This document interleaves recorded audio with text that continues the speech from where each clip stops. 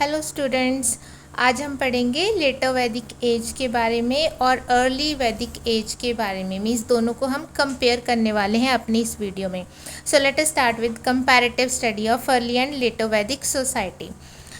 जब भी हम सोसाइटी की बात करते हैं तो वहाँ पे लोग कैसे रह रहे थे, वहाँ पे उनकी पोजीशन क्या है, कैसा कास्टिज़म है, कैसे वो काम काज करते हैं अपनी मीन्स सोशल लाइफ में। इकोनॉमिक लाइफ की बात नहीं हो रही है यहाँ पे।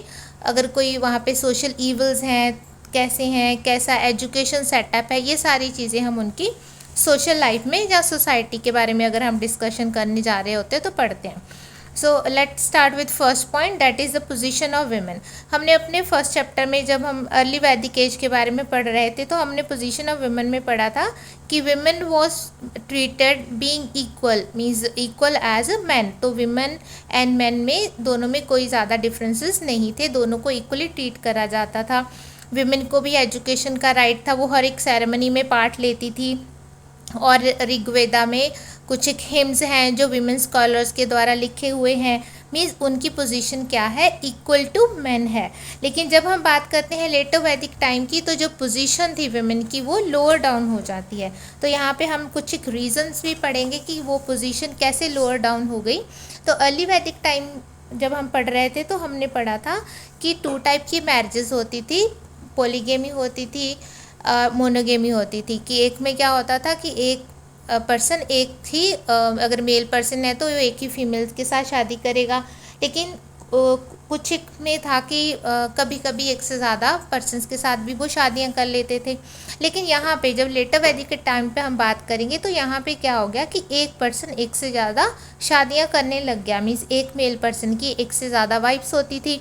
तो जब ऐसा होना शुरू हो जाता है कि एक मीन्स एक हस्बैंड है और उसकी बहुत सारी वाइफ्स हैं तो विमेन की जो पोजीशन है डेफिनेटली वो लोअर डाउन हो जाती है। तो यहाँ पे आ गया कि वुमेन की जो पोजीशन थी वो अभी लोअर डाउन हो गई है। देन कुछ विमेन अभी भी कंटिन्यू कर रही हैं अपने रिलीजियस राइट्स में। अभी भी वो कुछ एक जो अच्छी फैमिलीज थी उनकी जो विमेन थी, जहाँ कह लो लड़कियाँ थी, अभी भी वो एजुकेशन ले रही है। लेकिन अब बहुत सारे अदर चेंजेस आ गए हैं लेटर वैदिक टाइम में। लाइक जो रूल्स ऑफ मैरिजेस हैं वो उसमें चेंजेस आ गया है। कौन सा चेंजेस आ गया है कि अभी जो पॉलीगेमी है वो क्या है, कॉमन हो गई है।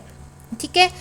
देन यहाँ पे है कि ज़्यादा नहीं तो कम से कम जो हायर सेक्शन ऑफ सोसाइटी था वहाँ पे एक पर्सन एक से ज़्यादा औरतों के साथ शादियाँ करवानी उसने शुरू कर दी थी। देन है practice of widow marrying again which was fairly common in Rigvedic age was now regarded with disfavour. तो अर्ली वैदिक टाइम पे क्या है कि अगर किसी औरत के हस्बैंड की डेथ हो जाती थी तो सती सिस्टम था नहीं वहाँ पे, तो उसकी अगर री मैरिज होती थी तो उसको वेलकम करा जाता था। लेकिन लेटर वैदिक टाइम पे क्या हो गया, उसको लोग पसंद नहीं करते थे। डिसफेवर जहाँ पे लिखा है ना, रिगार्डेड विद डिसफेवर मीन्स लोग अभी उसको पसंद नहीं करते थे। ठीक है। लेकिन अगर हम कहें कि विमेन स्कॉलर्स की बात करें, विमेन फिलोसफर्स की बात करें तो अभी भी विमेन फिलोसफर्स थी, लेकिन वो लिमिटेड हो गई हैं। मीन्स सभी फैमिलीज़ में विमेन को एजुकेशन नहीं दी जाती थी। तो अगर इसका सेपरेट क्वेश्चन आता है compare position of women of early and later वैदिक सोसाइटी, तो अर्ली के बारे में आपने पिछले प्रीवियस चैप्टर में जो मैंने पिछली वीडियोस बनाई हुई हैं अर्ली वैदिक टाइम पे, उसमें जो मैंने आपको 4-5 पॉइंट्स बताए थे पोजीशन ऑफ विमेन के बारे में वो लिख देने हैं और लेटर वैदिक के साथ उनको कंपेयर कर देना है। ठीक है। अगर हमने बोला कि women was treated being equal as of man तो यहाँ पे लिख दोगे her position was lower down. Okay. तो अगर आपको अगर ये जो कंपैरिजन है ये क्वेश्चन बुक से नहीं समझ में आ रहा होगा तो आप कमेंट बॉक्स में डाल देना, मैं आपको एक रिटन आंसर लिख के अपलोड कर दूँगी। ओके। देन है कास्ट सिस्टम। तो अर्ली वैदिक में हमने क्या पढ़ा था कि सोसाइटी के 4 पार्ट्स थे, 4 वर्णास में वो डिवाइडेड थी। ब्राह्मण, क्षत्रिय, वैश्यास एंड शूद्रास थे। तो यहाँ पे भी हैं। ठीक है। लेकिन वहाँ पे हमने क्या पढ़ा था कि जो 4 सेक्शंस थे वो कोई कास्टिज़म नहीं था, जहाँ कह लो कि कोई रिस्ट्रिक्शंस नहीं थी। जो भी उनका काम होता था, ऑक्यूपेशन होता था, उसके बेस पे उनकी कास्ट डिसाइड हो जाती थी। जैसे काम चेंज करेगा पर्सन वैसे उसकी कास्ट भी चेंज हो जाती थी। तो यहाँ और उसमें हमने क्या पढ़ा था कि शूद्रास कह लो कि उनके साथ कुछ भी डिसफेवर नहीं करा जाता था, डिस्क्रिमिनेशन नहीं करा जाता था। जो फोर्थ सेक्शन था सोसाइटी का, इवन उनके हाथ का बना हुआ खाना बाकी लोग खाते थे, और वो भी अपनी कास्ट मीन्स अपना ऑक्यूपेशन चेंज करके अपनी कास्ट चेंज कर सकते थे।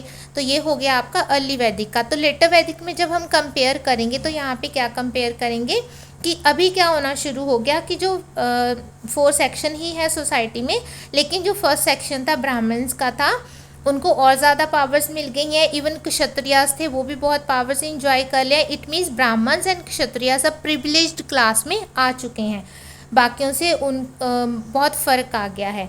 और जो थर्ड सेक्शन था वैश्यास एंड फोर्थ वन जो शूद्रास था, अब उनकी जो कंडीशन है सोसाइटी में वो लोअर डाउन हो चुकी है।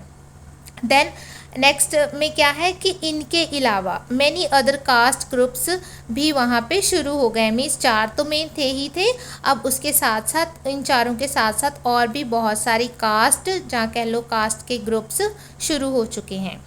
देन फिर लेटर वैदिक में और क्या है कि जो वर्ना है वो उनकी कास्ट ही डिसाइड करेगी। इट मीन्स जो कास्टिज्म था वो स्ट्रिक्ट हो गया है, और जो वर्ण है कि किस वर्ण में वो होंगे, ब्राह्मण्स होंगे, क्षत्रियास होंगे, वैश्यास होंगे और शूद्रास होंगे, अब ये हेरिडिटरी हो गया। इट मीन्स अगर ब्राह्मण है तो उसके बच्चे ब्राह्मण्स ही होंगे, अगर कोई शूद्रास है तो उसके बच्चे शूद्रास ही कहलाएंगे। और वो यहाँ पे नेक्स्ट पॉइंट आप क्या लिखोगे कि वो अपना ऑक्यूपेशन चेंज नहीं कर सकते थे।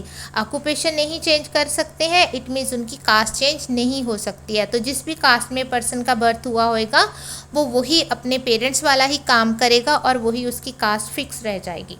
द नेक्स्ट पॉइंट है जो पोजीशन ऑफ शूद्रास है वो अभी क्या हो गई है, मिजरेबल हो गई है। इट मीन्स अभी उनकी सोसाइटी में कंडीशन बहुत ज़्यादा बुरी हो चुकी है।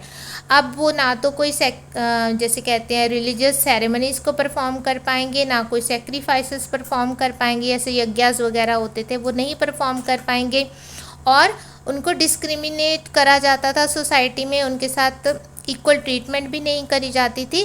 अब उनको क्या डिक्लेयर कर दिया गया, अनटचेबल्स। तो हमने अर्ली वैदिक में पढ़ा था कि अनटचेबल नाम की कोई चीज़ वहाँ पे नहीं थी। तो यहाँ पे आप कंपेयर करोगे कि अभी क्या हो चुका है, अनटचेबल मीन्स फोर्थ क्लास को क्या डिक्लेयर कर दिया गया, अनटचेबल। और उनको विलेज में जहाँ कह लो सोसाइटी के अंदर रहने की भी परमिशन नहीं थी। अब वो उनको कहाँ रहने के लिए बोला जाता था या फोर्स करा जाता था, आउटसाइड द विलेज, या फिर अगर टाउन है तो outside the boundaries of that town. तो यहाँ पे आप कंपेयर कर लोगे अर्ली एंड लेटर वैदिक जो उनका कास्ट सिस्टम है। अभी यहाँ पे जो है थर्ड पॉइंट है, हेडिंग दिया हुआ है the 4 ashrams of stages of life. यहाँ पे कोई कंपैरिजन नहीं है, ये सिर्फ उनकी सोसाइटी के बारे में बताया हुआ है। और फोर्थ पॉइंट जो गुरुकुल सिस्टम ऑफ एजुकेशन है, यहाँ पे भी कोई कंपैरिजन नहीं है, लिटिल बिट है, वो मैं आपको बता दूंगी। अदरवाइज ये सिर्फ उस समय उनकी सोसाइटी में क्या आश्रम थे या स्टेजेस थी लाइफ की, कैसा एजुकेशन सेटअप था, वही है।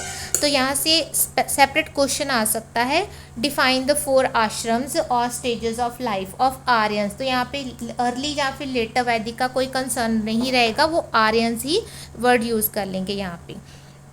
Okay, let's start with this. तो 4 आश्रम का मतलब होता है कि जो ह्यूमन बीइंग है उसकी जो लाइफ है उसको 4 पार्ट में बांटा गया था। ये उसकी एज के ऊपर बेस्ड थी।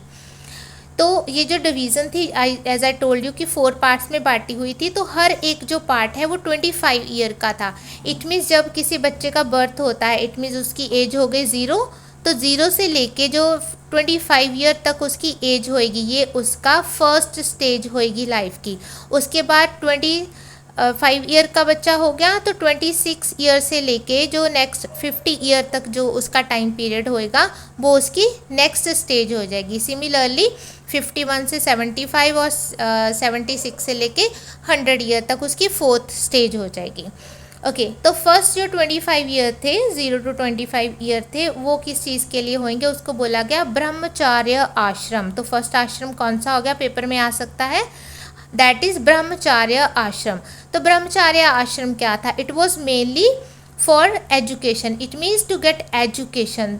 तो एजुकेशन जैसे आप लोग स्कूल में एडमिशन लेते हो, एजुकेशन लेते हो, डिफरेंट सब्जेक्ट्स की एजुकेशन आपको मिलती है। सिमिलरली ये जो 0 to 25 ईयर के बच्चे जब भी मीन्स उनकी गुरुकुल जाने की एज हो जाएगी, 0 मीन्स सब इतना छोटा बच्चा तो जाएगा ही नहीं, मीन्स जब भी उसकी स्कूल जाने की, उस समय स्कूल क्या थे, गुरुकुल सिस्टम था। तो जब वो गुरुकुल में जाएगा तो उसको कौन से टॉपिक्स वो पढ़ाए जाएंगे, तो वहाँ पे वो क्या कौन सी थी education, for the development of body and mind. Physical education भी दी जाती थी और उसकी माइंड की डेवलपमेंट के लिए अदर सब्जेक्ट्स भी पढ़ाए जाते थे। वो हम पढ़ेंगे गुरुकुल सिस्टम के अंडर कि कौन से सब्जेक्ट थे डिटेल में। देन है उसके बाद सेकंड आश्रम, जो क्या होएगा 26 से लेके 50 ईयर तक होएगा, उसको नाम दिया गया गृहस्थ आश्रम। गृहस्थ आश्रम मतलब जो पर्सन है वो शादी करवाएगा इस टाइम पीरियड में और फैमिली लाइफ को स्पेंड करेगा। देन थर्ड फेज है जिसको लिखा गया है वानप्रस्थ आश्रम। तो वन क्या होता है, जंगल होते हैं, इट मीन्स वो जंगल में जाएगा। क्यों चला जाएगा, फॉर मेडिटेशन एंड प्रेयर्स। तो थर्ड अपने आश्रम में वो क्या करेगा, मेडिटेशन करेगा, प्रेयर्स करेगा। जो लास्ट फेज है जो हमने बोला है कि 76 ईयर से लेके 100 ईयर तक, अदरवाइज वो 100 ईयर मेंशन नहीं थे कि 76 ईयर के बाद जितनी देर भी वो पर्सन जिंदा रहेगा। तो ये वाला अपना लाइफ का आश्रम वो कहाँ पे स्पेंड करेगा, वो हर एक तरह के वर्ल्डली प्लेजेस को छोड़ देगा, दुनियादारी को छोड़ देगा। रिनाउंस होता है छोड़ देना, ठीक है, गिव अप कर देना। तो वो हर एक तरीके का जो दुनियादारी है, वर्ल्डली प्लेजर्स हैं जिससे हमें खुशियाँ मिलती हैं, इंजॉय करते हैं हम, उसको वो छोड़ देगा और फॉरेस्ट में चला जाएगा और सन्यासी बन जाएगा और वापस कभी वो लौट के नहीं आएगा। मीन्स जब तक वो ज़िंदा रहेगा, चाहे वो 100 ईयर तक ज़िंदा रहे, चाहे 100 से थोड़ा कम, चाहे 100 से ज़्यादा भी ज़िंदा रहे, लेकिन अभी वो 76 जब उसकी एज शुरुआत हो जाएगी तो वापस वो लौट के नहीं आएगा। तो ये थे 4 ashrams of their life. Then है गुरुकुल सिस्टम। तो ये एजुकेशन का सेटअप था, जैसे मॉडर्न टाइम पे हमारे बोर्डिंग स्कूल्स होते हैं, तो ये एक तरह का बोर्डिंग स्कूल ही था। मीन्स उनका जो एजुकेशन सिस्टम है वो कैसा है, काइंड ऑफ बोर्डिंग सिस्टम है। तो ये अर्ली वैदिक टाइम पे भी था, लेटर वैदिक टाइम पे भी था। फ़र्क क्या था कि लेटर वैदिक टाइम पे जो सिस्टम था वो और ज़्यादा डेवलप हो चुका था। Okay, so let's continue with, यहाँ पे क्या है कि जो प्यूपल होते हैं स्टूडेंट्स, तो जो स्टूडेंट्स है गुरुकुल में कहाँ रहेंगे, अपने गुरु के साथ उसकी फैमिली में रहेंगे। और कौन सी उनको एजुकेशन दी जाएगी, उनकी फ़िज़िकल डेवलपमेंट के लिए, उनकी मेंटल डेवलपमेंट के लिए, स्पिरिचुअल डेवलपमेंट के लिए। कौन से सब्जेक्ट स्पेसिफिकली पढ़ाए जाएंगे, वैदिक लिटरेचर पढ़ाया जाएगा। वैदिक लिटरेचर में ऋग्वेद, अथर्ववेद, सामवेद, यजुर्वेद और उपनिषदास, एपिक्स, सारा कुछ पढ़ाया जाएगा। देन सेकुलर सब्जेक्ट पढ़ाए जाएंगे, जैसे लॉजिक्स हो गया, एथिक्स हो गया, military science, mathematics, law, astronomy, astrology, ठीक है। तो ये सारे के सारे सब्जेक्ट, इनमें मैक्सिमम सब्जेक्ट आप लोग भी पढ़ते हो अभी, ठीक है। तो उनकी physical as well as mental development के लिए ये सारे सब्जेक्ट उनको पढ़ाए जाएंगे। तो ये तो हो गए सब्जेक्ट्स कि what type of education was given और what kind of subjects were taught to them. फिर उसके बाद है जो फीचर्स है गुरुकुल सिस्टम की, ठीक है। यहाँ पे क्या है कि नो फी वॉज चार्ज, तो उनसे कोई सी भी तरह की फ़ीस नहीं ली जाती थी। लेकिन जब वो स्टूडेंट अपनी एजुकेशन कंप्लीट कर लेता था, मीन्स गुरुकुल से वापस अपने घर को जाएगा, तो वो क्या पे करता था, गुरु दक्षिणा। तो यहाँ पे आ जाता है कि वो क्या फ़ी पे करते थे, तो आप लिखोगे no fee was charge, but voluntary जो स्टूडेंट्स होते थे क्या पे करते थे, गुरु दक्षिणा पे करते थे। कब पे करते थे, आफ्टर कंप्लीटिंग देयर एजुकेशन। अब ये हो गया फीस का स्ट्रक्चर। उसके बाद है कि अदर क्या फीचर्स थी, यहाँ पे है कि गुरुकुल में चाहे वो रिच फैमिली को बिलोंग करने वाला बच्चा है, चाहे पुअर फैमिली को बिलोंग करने वाला है, वो इकट्ठे ही रहेंगे। देन अब फ़ी तो चार्ज करी नहीं जानी है, अमीर गरीब स्टूडेंट ने इकट्ठे ही रहना है, तो वो कौन से काम करेंगे गुरुकुल में, एजुकेशन तो लेंगे ही, ये सारे सब्जेक्ट वो पढ़ेंगे ही, उसके साथ वो क्या काम करेंगे, रेंडेड वेरियस ड्यूटीज़। कौन सी ड्यूटीज़, लाइक जो भी गुरुकुल को चलाने के लिए कामकाज होंगे उनमें वो पार्ट लेंगे। लाइक गैदर्ड फ्यूल, जैसे अभी खाना पकाना है, आग जलानी है, तो वो लकड़ियाँ इकट्ठी करेंगे। टेंडेड द कैटल्स, जो कैटल्स मीन जो भी उन्होंने एनिमल्स पाले होते थे, काऊ थी, बफेलोज थी, अगर और भी कोई एनिमल होते थे तो उनको घास चराने के लिए, जैसे कह लो कि खाना खिलवाने के लिए, घास चराने के लिए वो काम करते थे। देन बेग्ड आल्म्स जिसको हम भिक्षा भी बोल देते हैं, कि वो आसपास के जो एरियाज थे, जो गांव वगैरह होएगा आसपास, वहाँ से वो भिक्षा भी मांग के लेके आते थे। देन जो भी गुरुकुल के साथ अटैच्ड फील्ड्स थे, जो भी उनके खेत होते होंगे, उनमें भी वो लोग काम करा करते थे। तो ये हो गई, यहाँ से आपने क्या पढ़ा, ड्यूटीज़ जो कौन निभा रहा है, स्टूडेंट्स, जो गुरुकुल में रहने वाले बच्चे हैं। तो यहाँ तक हमने पढ़ लिया जो अर्ली एंड लेटर वैदिक सोसाइटी का कंपैरिजन, किस चीज़ का पढ़ा, पोजीशन ऑफ विमेन में पढ़ा, फिर हमने पढ़ा उनके कास्ट सिस्टम में, फिर जो एज आई टोल्ड यू कि यहाँ पे कंपैरिजन तो नहीं है लेकिन ये पेपर में आता है, तो 4 आश्रम जहाँ कह लो 4 स्टेजेस ऑफ देयर लाइफ पढ़ी, फिर हमने गुरुकुल सिस्टम पढ़ा। और ये 2 पॉइंट सिमिलर है अर्ली एंड लेटर वैदिक टाइम पे, और पहले 2 में हमारा कंपैरिजन हो गया है। तो इस वीडियो में हम इतना ही पढ़ेंगे। तो ये हमारा टॉपिक हुआ done, comparative study of early and later वैदिक सोसाइटी। तो नेक्स्ट वीडियो में मिलते हैं जिसमें हम डिस्कस करेंगे comparative study of early and later वैदिक इकोनॉमिक लाइफ की, जो उनकी इकोनॉमिक एक्टिविटीज़ थी उनमें क्या क्या डिफरेंसेस थे। So till the time watch the video, like, share and subscribe also. Thank you. Have a nice day.